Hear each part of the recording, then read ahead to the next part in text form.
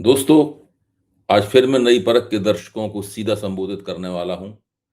हमेशा की तरह मेरी बात बिना किसी लाग लपेट के, बिना किसी हेर-फेर के सीधी और सटीक होगी। दोस्तों, यूनिवर्सिटी ग्रांट्स कमीशन यानी विश्वविद्यालय अनुदान आयोग की इक्विटी कमेटी के ऊपर इस समय सोशल मीडिया में बड़ी जोरदार बहस चल रही है। इस चर्चा में सबसे ज्यादा ऊंची आवाज में जो बातें सामने आ रही हैं, वे धुर दक्षिणपंथियों की हैं। उन हिंदुत्ववादियों की हैं, जो ये मानते हैं कि मोदी जी हिंदुत्ववादी तो हैं, लेकिन उतने ज़्यादा हिंदुत्ववादी नहीं हैं, जितना हिंदुत्ववादी उनको होना चाहिए। यानी राष्ट्रीय स्वयंसेवक संघ हिंदुत्ववादी तो है, लेकिन उतना हिंदू धर्म का समर्थक नहीं है, जितना समर्थक उन्हें होना चाहिए। ये धुरदक्षिणपंथी सामाजिक न्याय के नाम पर ऊंची जातियों के साथ होने वाले कथित अत्याचार का सवाल जोर-शोर से उठा रहे हैं। खास बात यह है, उनमें से कई लोगों की कोशिश यह है कि किसी भी तरह से यूजीसी के इस कदम से पैदा हुए असंतोष का ठीकरा मोदी जी के दरवाजे न फोड़ा जाए। इन लोगों को हमेशा लगता है कि मोदी जी पर्याप्त रूप से हिंदुत्ववादी तो नहीं है, कुछ-कुछ अवसरवादी भी हैं, कुछ-कुछ मुसलमानों के प्रति नरम बातें भी कर देते हैं और दलित और ओबीसी वगैरह के बारे की भी चर्चा करते रहते हैं। लेकिन नेतृत्व तो इन्हीं के पास है। इनके इनकी लीडरशिप किसी तरीके से कमज़ोर नहीं होनी चाहिए, जब तक कि इनसे भी ज़्यादा कट्टरपंथी कोई नेतृत्व सामने ना आ जाए। इसलिए इनका मुख्य निशाना धर्मेंद्र प्रधान बने हुए हैं। शिक्षा मंत्री धर्मेंद्र प्रधान बने हुए हैं।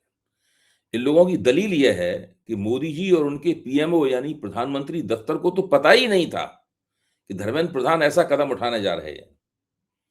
इनमें से एक ने तो शिक्षा मंत्री को बेहद अपमानजनक और हिंसक सजा देने तक की न केवल अपील कर दी है, बल्कि मोदी जी को विस्तार से समझाया है कि किस तरह से उन्हें उस जूते को तैयार करवाना चाहिए, जिससे धर्मेंद्र प्रधान को लात मारी जा सके। आइए देखें कि उग्र दक्षिणपंथी, घोर हिंदुत्ववादी और घोर राष्ट्रवादी वीडियो में क्या विश्लेषण किया गया है और क्या सलाह दी गई है। जरा सुनिए। नई परख के दर्शकों श्रोताओं की आत्मा इससे तृप्त हो जाएगी कि ऐसे-ऐसे विश्लेषण भी सोशल मीडिया पर चलते हैं और उन्हें हजारों लाखों लोग देखते भी हैं। क्या लिखा है इस राय में? ये विश्लेषण क्या कहता है? इसे समझिए जो एकदम लॉजिकल बात है कि यदि यह पीएमओ के संज्ञान में होता और उसके बाद यह नियमावली आती, तो आपको आईटी सेल जो है वह ओवरवेल्म कर चुका होता। भाषा देखिए कितनी सुंदर है।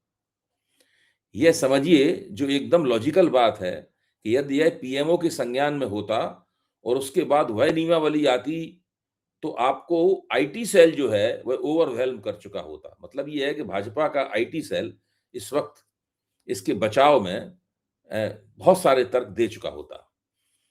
उनके पास पॉइंट्स होते कि इसको कैसे डिफेंड करना है। वह चुप है, पूरी पार्टी चुप है। इसका मतलब है कि दे वर कॉट ऑफ गार्ड। उन्हें पता ही नहीं है कि यह क्या हो गया, कैसे हो गया। इस कारण से एक सर्वव्याप्त चुप्पी है। Everybody knows the issue but nobody is talking about it. क्योंकि इस पे बात करने के लिए उनके पास टॉकिंग पॉइंट्स ही नहीं है। आपने ओबीसी को, जो 81% कास्ट बेस्ड क्राइम्स जो रिपोर्ट होती है उसका हिस्सेदार है, उसको आपने उसके साथ क्लब कर दिया कि नहीं नहीं तुम भी पीड़ित हो। तो एससी एसटी को तो अभी मजे आ ही रहे हैं कि अरे ये क्या कर दिया। ओबीसी को अलग से मजे आ रहे हैं कि अरे अब हम लोग भी पीड़ित हो गए हैं। इस निकम्मे नकारा धर्मेंद्र प्रधान को लात मार कर निकालिए मोदी जी। इस निकम्मे नकारा धर्मेंद्र प्रधान को लात मार कर निकालिए मोदी जी। लात मारकर मतलब मैं केवल यह नहीं कह रहा हूं कि उसे पदच्युत कर दीजिए। ना ना, उसे गेट पर बुलाकर सही में लात मारिए। आप उसके पिछवाड़े पर। निकम्मा है यह। उसका निकम्मापन खाली यूजीसी में जो किया उसके कारण नहीं है। वो है ही निकम्मा, नकारा आदमी है। पार्टी को सैबोटाज कर रहा है और आपको कर रहा है by an extension of it. जो भी उसका कारण था, उसको गेट पर बुलाइए, बात समझाइए कि भाई रिशफल होगा, तुम्हें अब नहीं रख रहे हैं। और कसकर जो काला वाला जूता आप पहनते हैं, उसमें ठाकुर वाला जो कील है वह लगवा दीजिए। यहाँ शोले की ठाकुर की कील, शोले की ठाकुर की जूते पे जो कील लगी थी उसकी तरफ इशारा है। उसमें ठाकुर वाला जो कील है वो लगवा दीजिए। कील नहीं मिल रहा है तो स्टेशनरी में बोर्ड पिन जो आता है ब्रास वाला मोदी जी, उसे मोड़कर फेविक्विक लेकर उसे यू शेप में लगवा लीजिए और ऐसा खींच कर मारिए 10-20 उसके दोनों चूतड़ों पर यू का जो है ना, जो यू छप जाए, क्योंकि आपको यू टर्न लेना पड़ेगा।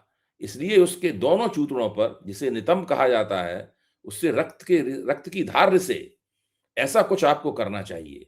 तब उसे समझ में आएगा कि उसे विचारधारा के लिए, राष्ट्रवाद के लिए, समाज के लिए, शिक्षा के लिए, पार्टी के लिए, सरकार के लिए उसने क्या अनर्थ किया है। पर्पसफुली किया या किसी के कहने पर किया, but this has to be done. ऐसा आपको करना चाहिए। फोटो वीडियो हमें नहीं चाहिए। आप लिख कर देना कि ऐसा हुआ है, हम लोग उसी में महो हो जाएंगे, बढ़िया रहेगा, आनंद कर दिया, इस टाइप की बात हम मान लेंगे।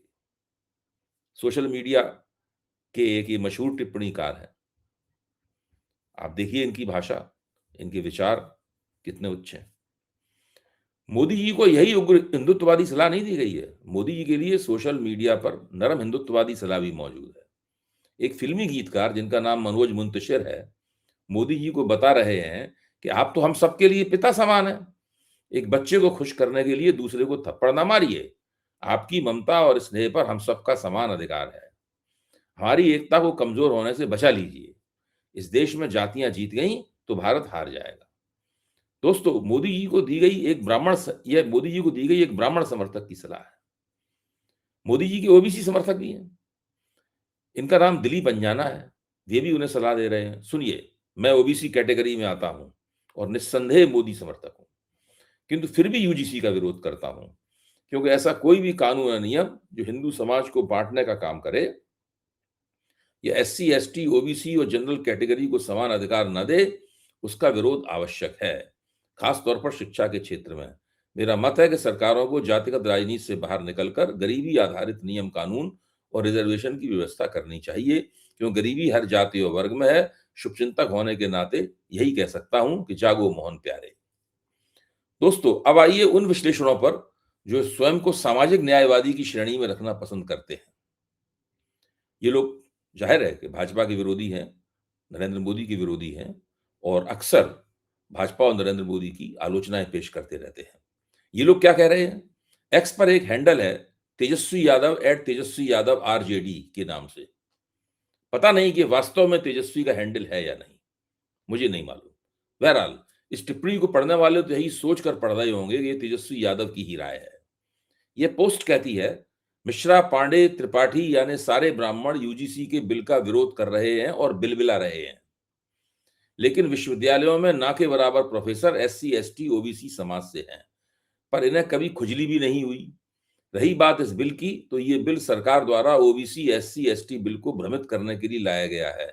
अगर सरकार ओबीसी, एससी, एसटी की बड़ी हितैषी है तो विश्वविद्यालयों के कुलपतियों और प्रोफेसर्स के पदों पर इनका हक दिलवाए। कुछ और विश्लेषण मैं आपके सामने पेश करता हूं, तरह तरह के हैं।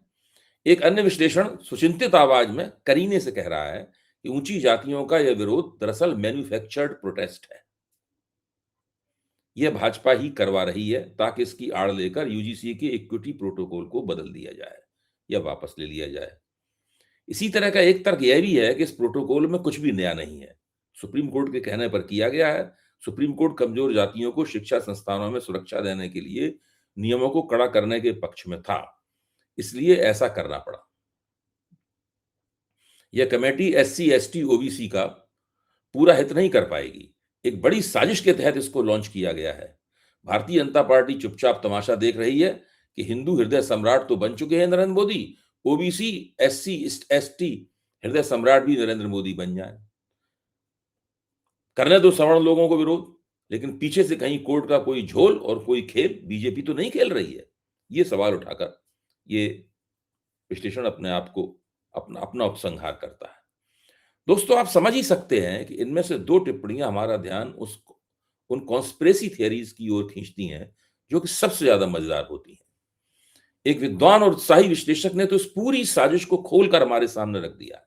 जरा सुनिए। क्या शानदार विश्लेषण है उनका। अब समाधान निकालने का प्रयास क्यों किया जा रहा है? यह कानून क्यों लाया जा रहा है? उत्तर प्रदेश का चुनाव है और उत्तर प्रदेश का चुनाव जाति के आधार पर ही जीता जा सकता है। एससी, एसटी, ओबीसी को खुश करके ही जीता जा सकता है।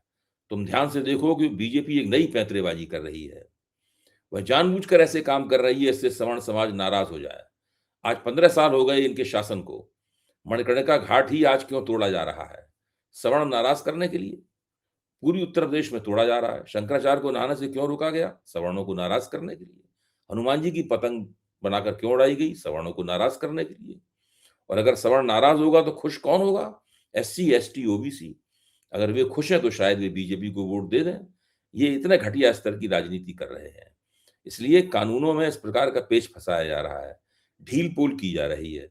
जानबूझकर ये इस प्रकार की स्थिति पैदा कर रहे हैं ताकि सड़क पर उतरकर हम और आप आपस में लड़कट मर जाएं और इनको चुनाव जिता दें।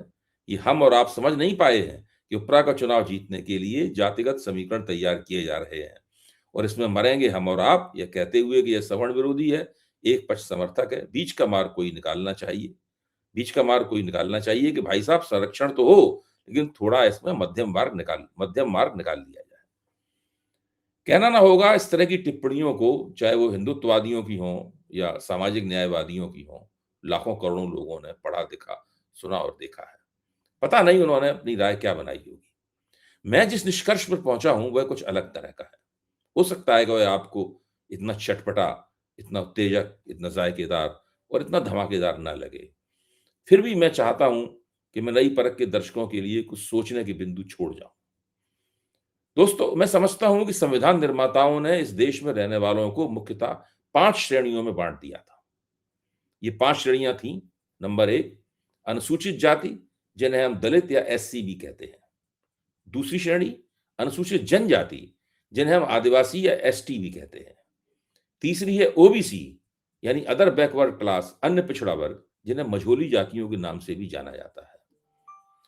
चौथी है जनरल कैटेगरी या सामान्य श्रेणी, जिन्हें हम ब्राह्मण, ठाकुर, बनिया, कायस्थ, भूमिहार के नाम से जानते हैं। लेकिन इन लोगों के साथ साथ इस श्रेणी में जाटों और जाट सिखों का एक बड़ा हिस्सा भी शामिल है। इस श्रेणी में गुजरात के पटेलों, आंध्र और तेलंगाना के रेड्डियों और कम्माओं के शक्तिशाली समुदाय भी शामिल हैं। इनमें बंगाल की ऐसी बहुत सी जातियां शामिल हैं जो पहली नजर में ब्राह्मण, ठाकुर, बनिया के तिगड्डे में फिट नहीं होती। यानी ये जनरल कैटेगरी अपने आप में काफी बड़ी है। पांचवी है अल्पसंख्यक या माइनॉरिटी। इसमें मुसलमान, ईसाई, पारसी, बौद्ध, जैन और सिख आते हैं। अब देखना यह है कि इस देश की राजनीति पर प्रभुत्व करने के लिए कौन सी कैटेगरी किसके खिलाफ होड़ कर रही है। और दरअसल ये जो राजनीति पर प्रभुत्व की होड़ है, इसमें कौन सी कैटेगरी मुख्य है? हो ये रहा है कि इस देश में लंबे अरसे से राजनीति पर प्रभुत्व जमाने की जो प्रतियोगिता है, वह मुख्यतः जनरल कैटेगरी और ओबीसी कैटेगरी के बीच चल रही है। बाकी कैटेगरीज प्रभुत्व की होड़ में शामिल नहीं है। वे मैदान के किनारे बैठकर नजारा देख रही हैं। इसीलिए जैसे ही ओबीसी कैटेगरी को कोई सुविधा, कोई विशेष सुविधा या आरक्षण या सुरक्षा प्राप्त होती है, उसकी जनरल कैटेगरी में बड़ी जबरदस्त प्रतिक्रिया होती है। यही प्रतिक्रिया 90 के दशक की शुरुआत में आरक्षण विरोधी आंदोलन के रूप में हुई थी, जब विश्वनाथ प्रताप सिंह ने पिछड़ों को 27% आरक्षण दे दिया था। ठीक वैसी ही प्रतिक्रिया जनरल कैटेगरी में इस बार हुई है, जब यूजीसी की इक्विटी कमेटी के रूप में पिछड़ों को वे सुरक्षाएं पहली बार दे दी गई हैं जो इससे पहले केवल एससी एसटी कैटेगरियों को ही उपलब्ध थी। दोस्तों, आपने देखा होगा कि general category SC ST category के खिलाफ कभी आंदोलन नहीं करती। वह केवल ओबीसी के खिलाफ ही आंदोलित होती है और बड़े समझौताहीन ढंग से आंदोलित होती है। इस बार ऊंची जातियां इसलिए भी चिड़ी हुई हैं कि सुप्रीम कोर्ट मुख्य तौर पर एससी एसटी कैटेगरी के खिलाफ हो रहे भेदभाव के प्रति चिंतित था। लेकिन दिग्विजय सिंह कमेटी ने इसमें न केवल ओबीसी को जुड़वाने की सिफारिश की, बल्कि गलत शिकायत करने पर किए जाने वाले जुर्माने को भी हटवा दिया। ध्यान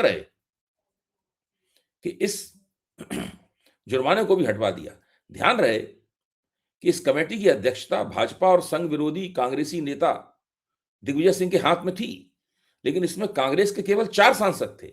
इस कमेटी में भाजपा के 16 सांसद थे। यानी भाजपा ने अगर इस कमेटी की सिफारिशें मानी हैं, तो गफलत में नहीं मानी है, सोच समझकर और जानबूझकर मानी है।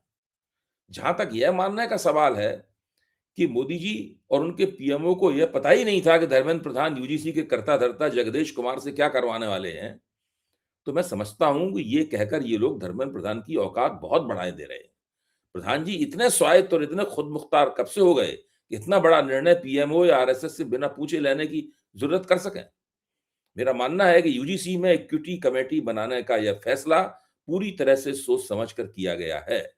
इसीलिए इतने ज्यादा आंदोलन और नाराजगी के प्रदर्शन के बावजूद अभी तक एक भी ऐसा संकेत नहीं मिला है जो बताता हो कि सरकार से इक्विटी कमेटी और उसके प्रोटोकॉल को बदलने, संशोधित करने या उसमें छोटा-मोटा हेर-फेर करने के बारे में सोच भी रही है।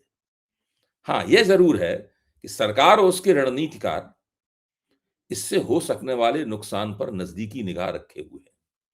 उन्हें पक्का यकीन है कि ऊँची जातियों के पास भाजपा के अलावा और कोई विकल्प नहीं है। वे घुमा-फिरा कर भाजपा को ही वोट दे देंगी। कम से कम अभी तक उन्हें यह नहीं दिख रहा है। ऊँची जाति के वोटर कांग्रेस या किसी अन्य पार्टी की तरफ झुकने के बारे में सोच रहे हैं।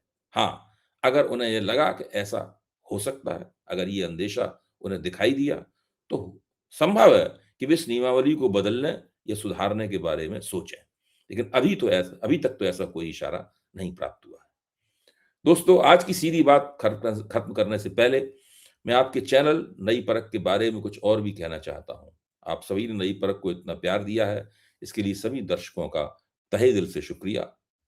अगर आप चाहते हैं कि मैं आपके लिए अलग से कंटेंट बनाऊँ, आपकी टिप्पणियों पर प्रतिक्रिया करूँ या आपके सुझावों पर चर्चा करूँ, तो आप हमारे चैनल के साथ खास तरह से जुड़ सकते हैं। अगर आप नई परख चैनल का हिस्सा बनते हैं और आप मेरे वीडियो बाकी सब्सक्राइबरों से 1 घंटे पहले देखना चाहते हैं, अगर आप चाहते हैं कि मैं आपकी बात का जवाब दूँ, आपके लिए हर दिन स्पेशल शो करूँ और आपके सुझाव अपने वीडियो में शामिल करूँ, तो हमारे चैनल से खास तरह से जुड़िए, उसके सदस्य बनिए। आज के लिए बस इतना ही। धन्यवाद।